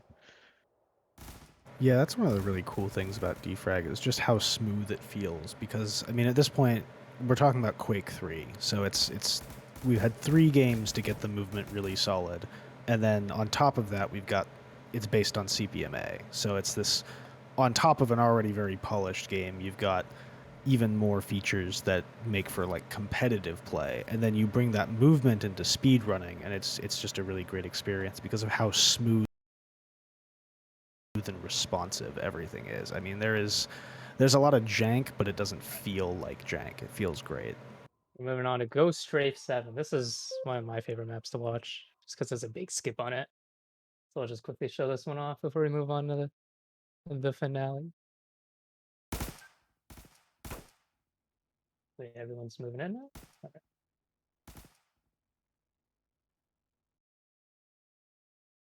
So A lot of like I was defrag saying with is all the tier system in Momentum Mod, right? Where the maps are rated by difficulty. A lot of strafe maps, specifically in defrag, would be considered tier 1 because you can technically just walk to the end. You don't need any sort of skill to get to the end. But to do it fast obviously requires a ton of skill.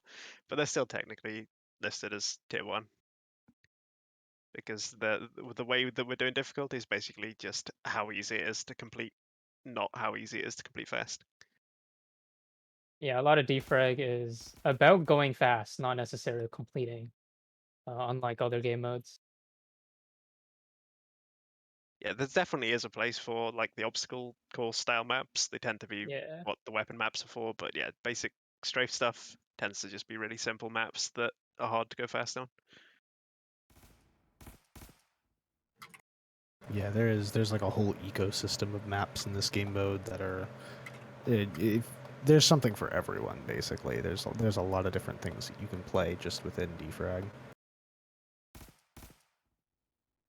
Crazy how just much there is in basically every single game mode. You realize it's of the things that Momentum I can sort of offer as a whole is a bit overwhelming in a sense, but there's just so much that you can explore and lose yourself in. Yeah, you could easily spend like 1,000 hours in every single game mode and Yeah. still not know everything about that game mode. So Not even like if you really. need a game that you want to Yeah. sink 50,000 hours into, Momentum Mod's for you. There's not many games I can think of that like you can basically just dedicate your life of learning and becoming better at. I love that big skip. Look at that. All right. So we're closing in on our finale. I think we should move on. We just want to do a quick last showcase of this defrag. We can go on to, if you're ready, Gawk. Oh yeah. Oh yeah. Can't promise I'm gonna do the best run ever, but I'll give it my best. Yeah, it's all right. Maybe next time we have an event like this, we'll be able to show off defrag Yeah. weapons. Yeah, that would be Hell yeah. so cool to watch. Oh yes. Soon. Yeah. All right, let's move on to AHOP host. So we were talking about it a little bit before. There's a segment inside of Half-Life 2 where you normally get a car, and you have to drive this really slow car all along a highway. And it's not fast to do that because in Half-Life 2, if you jump backwards like this, you go fast. Oh, whoops! Sorry. Oh Might no! have pushed the button. If you jump backwards like this, you gain speed. And you can combine this with hitting slopes to get height.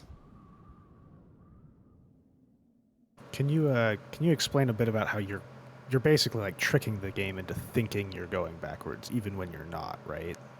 Yeah, it is. Let me actually change the voice activity so it's a little easier for me to talk while doing this. One sec. Yeah.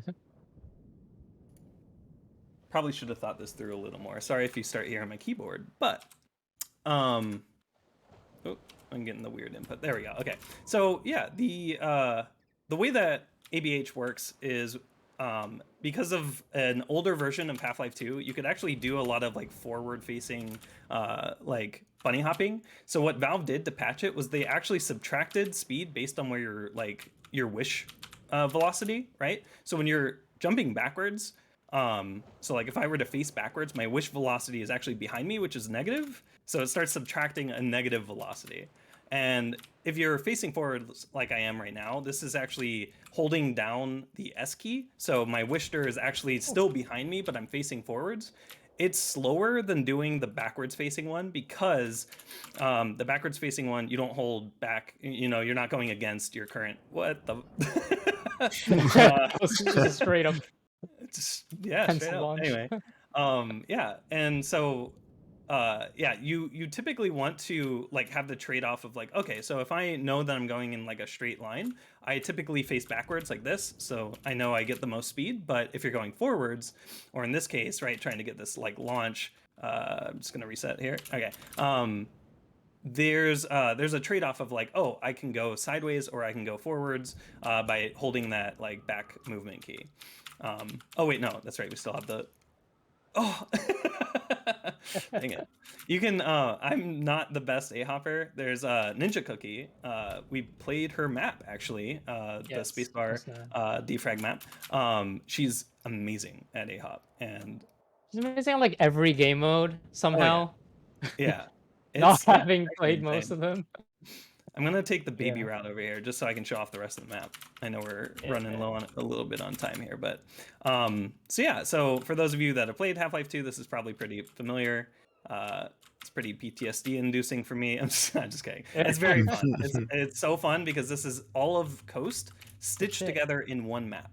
And this is actually currently on the current Source Engine grid limits. With engine access that we got from Valve, we're actually exploring the potential of expanding the grid, so we can actually make huge maps. Like imagine like all of Canals or something, right, stitched together, or even just all of Half-Life 2 stitched together, if possible. So Or we have spent hundreds of hours on this map. I feel Yeah. like trying to get it all to work in one map file, because Yeah. obviously Half-Life 2 just splits up the load zones, load you into new maps, and we're not doing that. for obvious reasons. But getting it all into one map file took so much work of just remaking a bunch of things to use less brushes and things. I didn't know that was solid. Yeah, it's crazy how much effort went into this port of these maps in particular, and it's all of the story beats and other entities removed. So it is. Oh, that's right. That's not where we go. Because of the stitching, you actually have to come down here in this path. The speedrun does a different route, and I just always muscle memory that. But yeah, it's so we don't have we do have what was it Laszlo still, but Rest in peace. yeah, rest in pepperoni. I'm gonna see if it. Let's lay in some ketchup sauce. Yeah, poor Laszlo. Anyway, finishing off Coast here. It's pretty much everything else. So all of the geometry, all of the environments from the coast maps. There's no antlands, obviously. That would be cruel to have random NPCs spawning on you. So you just get to have fun with the displacements and other fun geometry quirks. Oh wait, why am I doing this? Yeah, how's it feel to not have telling fall you, it damage? is- Oh yeah, no, we do not have fall damage. That is an intentional design. I think fall damage is great in single player games that you don't want players to jump off large structures or whatever, but unless you're Portal or something, right? But in Momentum, we're specifically focusing on execution of movement, and if you just die or splat from a rocket or something, right? That's not really any fun. So health management is just not really a thing. In most of our game modes here. But yeah, this is the finale of the map here. Let me see if I can just surf this. Not high enough. I'll take the little ladder route here. We have a backup ladder for you in case you fall. But yeah, it is amazing. This is just one of the AHOP maps here. We could actually probably do another one if we want to. Yeah. If you want, Coast we is could very, show off the world very- record replay because we haven't shown that system off. Oh, that's true. Actually, yeah. So And that's this the end is of a the really, map. really good replay to watch, or world record to watch. Yeah. Yeah. So yeah, I would recommend if you've never played Half-Life 2 or never done any of AHOP movement through Half-Life 2 or Portal, try out Momentum Mod's AHOP mode, specifically the It's learn section. Skullhead's Yeah, replay so- is the actual world record. Because Oh, we're yeah. in alpha, we don't really have any cheat protection at the moment, and we encourage people to break the game. So the top times on some maps will be cheated, but we're fine with that at the moment. So Yeah. currently, the third best time on the leaderboard is the legit world record. This run is just honestly beautiful. The limits that people have been pushing AHOP. Pretty much because of momentum and what momentum lets people explore now outside of just Half-Life, right? Right. Yeah, I Is mean, Skullhead a Half-Life 2 runner? Yes. Yeah. was anyone making AHOP maps before Momentum Mod? I mean, we think kind of people started started that, to. right? People started to try to make Portal challenge maps, but they didn't. Yeah, I don't know. You still have to use Portal or Half-Life 2 multiplayer or something. Well, no, multiplayer doesn't actually. You can't use deathmatch. You'd have to use Half-Life 2 single player, but then load into the map. Yeah. AHOP, the single-handedly fastest game mode. Yeah. It's just It takes 4 hops to hit the max velocity. it's so fast.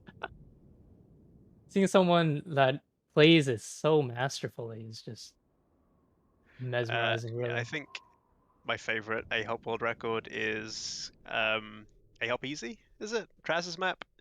Because of the one tiny pillar jump that somebody does halfway. That's just a crazy amount of precision that I don't Yeah. understand how somebody does going 3,000 units per second.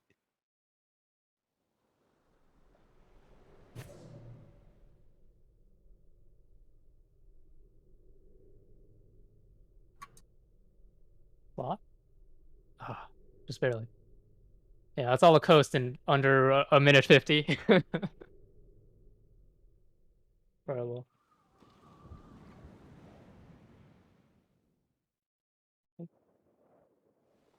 Okay, is that everything we wanted Alright. to show off? I mean, pretty much. Do we have Yeah. any extra time? Let me see what time it is currently. You got about 5 more minutes. 5 more minutes? Do you want to show Yeah, we anything can off? do another A-Hop map, I guess. Yeah. Probably. Oh no. Want to show off another one? Do you want to do time scale or easy? Let's do easy. Show off Traz's Easy? map. Sure. This was made by Traz, who is currently our graphics design and head of media Yeah. for the team. I also made a bunch of variety of maps for several of our game modes, and they're all really good. Yeah, and show off the world record when we've finished the showcase, because it's really impressive. I love this. It's like Holy. 20 seconds too.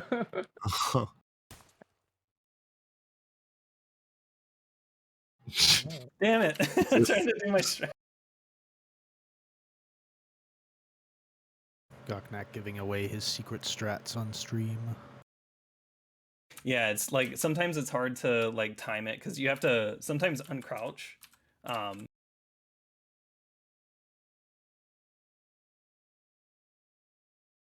Damn.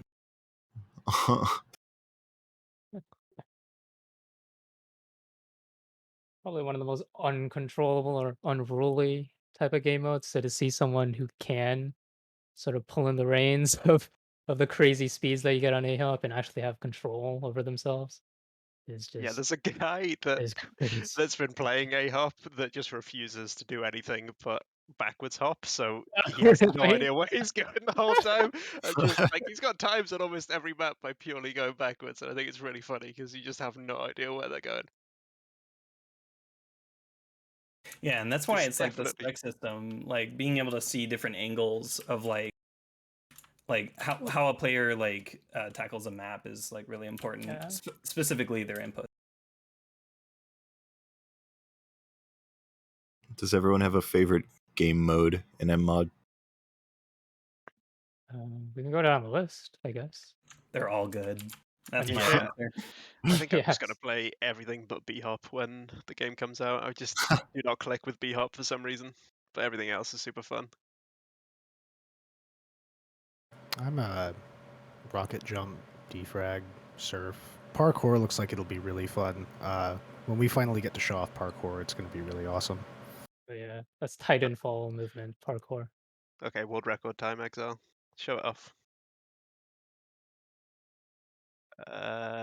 It's Sam. Is it Jehos Fahad or is it Samuel? I can't remember. I don't remember if this one's cheated. That sounds legit. Okay, yeah. That's just crazy. It's just crash. Jesus. It's so fast. Let's see, this is a skip I really like. Oh, it's so precise. It's like a 8 by 16 unit friggin' pillar. What is that? Jesus Christ. What? Hello? Oh my goodness. Yeah. That is momentum mod. Thank you everyone. Not all of for it. That is watching. 50% of momentum. Well, not if 50% that- of yeah, what actually, we're yeah. There's more. Actually, yeah, that's but that's all we're showing for today, basically. I think we're out of time now. So I guess we can do some shout outs at the end and move on. Yeah, 1 minute underestimate. Go ahead and give some shout outs. Nice. Oh yeah. All right. So we can start from the top. Exile, do you want to do any shots or you're good? I don't think the stream can I- even hear I think it Exile. is. So. Okay, Alright. I'll 30 start, I seconds guess. of silence. I mean, shout out to Momentum Mod and Bray and yeah, I mean everyone else that like participated and helped out with the stream organizing, especially Exile for camming. Yeah, Gocnak. Yeah, absolutely. Shout outs to the Momentum Mod team. We would not be here without every single person that's either contributed or gave feedback or has directly worked on the game. So that's my main shout outs, and shout outs to Half-Life 2 for getting me into source movement speedrunning to even make this game in the first place. So Lumia. Shout out to Crazy Al, because Crazy Al is awesome. Play defrag. Pretty for it. Nice. Yeah, I'll also just shout out everyone that's been working on the game.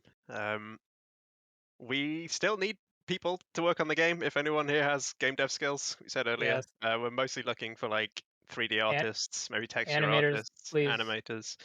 Please, anyone. To join our Discord. Do we have a vanity URL? Discord.com/momentumod, I assume? Yeah. Yep. .gg/momentumod. Yeah, discord.gg. But yeah. And shout out to If you have Wolsk for reaching out. any game making skills, please contact us. Yeah. We want them to get this game out as quick as possible. We love this game. It's a fantastic project. Everyone that's working on it is great. Yeah. Yeah, of course, False. I obviously these games are I got history with them, and I love them, and I appreciate everyone on the team for being passionate about it and keeping the communities going. So it was nice to have all of you here. All right. All right, awesome. Well, thank y'all for coming on to give us that showcase of the Momentum mod. Y'all make sure to visit their website, their Discord, if you want to follow along with those updates. Thank y'all very much for coming. We're going to go ahead and switch over to the next people now. Who we got up next? Up next is Super Viper with Super Mario Star Road 130 star. Y'all sit tight while we get us transitioned over.